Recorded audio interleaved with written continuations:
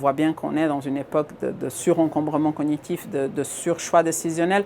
La chose à avoir en tête, c'est vraiment de faciliter l'architecture des choix des gens et faire en sorte que ce soit plus simple pour eux de pouvoir à chaque instant rester autonomes sur notamment les entrées-sorties des lieux clés vers lesquels ils veulent se diriger et faire en sorte que ce soit facile, je dirais, d'une certaine manière, de changer d'univers. Parce qu'à la fin, c'est ça vraiment la question, que ce soit changer d'univers quand on change de mode de transport. Par exemple, quand vous sortez d'une gare, évidemment, automatiquement, vous changez d'univers de mobilité, ou changer d'univers dans le sens que vous changez vraiment d'un lieu de la ville à un autre lieu de la ville avec une autre vocation.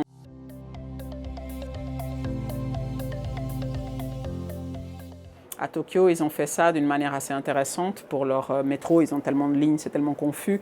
Et donc, ils ont plutôt fait ça par grandes zones. Donc, par exemple, la zone un peu loisirs nocturnes, elle est affichée un peu en rose sur cette carte. Et vous savez que quelle que soit la station finalement à laquelle vous descendez ou la ligne que vous empruntez, du moment que vous voulez aller un peu dans ce secteur, il a une vocation, en l'occurrence, cette vocation loisir, ou bien une vocation affaires, ou bien une vocation... Alors évidemment, on tombe sur la problématique de comment faire quand les vocations sont très mixtes, mais je pense que ce qui est important là derrière, c'est quand même qu'on comprenne par rapport à nos préférences, si on veut plutôt être au calme dans la nature, si on veut plutôt être baigné dans un bain de foule, si on veut plutôt être dans une logique d'intensité urbaine, d'achat.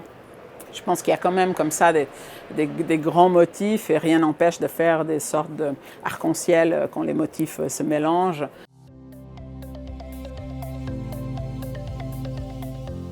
Étant donné l'heure qu'il est, étant donné les choses que je veux faire, voilà les lieux où j'aimerais aller et puis la signalétique devrait essentiellement servir à ça. Et en tout cas, ce qui est certain, c'est qu'il y a quand même des études qui montrent qu'on voit à peine 10% des panneaux, donc ce serait assez bien, je dirais, qu'on puisse en éliminer beaucoup pour ne garder que l'essentiel. Je pense qu'une approche minimaliste à la KonMari de la signalétique serait assez bien.